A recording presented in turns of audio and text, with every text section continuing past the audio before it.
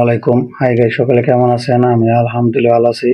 আজকে পবিত্র ঈদুল ফিতরের দিন। সকলকে ঈদের শুভেচ্ছা রইলো। আমাদের যুগের গ্রুপা যারা কোরবানি দিছে ওনারা কোরবানির গোশতগুলো আপনার ৩ ভাগের ১ ভাগ আমাদের যুগের গ্রুপা আমাদের নিজ দায়িত্বে আপনার পৌঁছায় দিতেছে।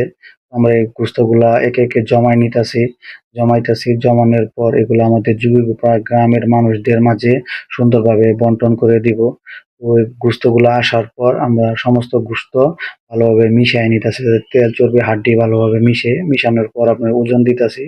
ওজন দেওয়ার পর আপনার এবার গোশত তুলনামূলকভাবে কম আসছে, কারণ কুরবানিও কম হয়েছে।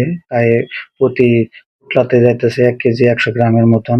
তো সকলে পোটলা করতে করতে আপনার ক্লান্ত হয়ে গেছে, তাই রেস্ট নিতেছে।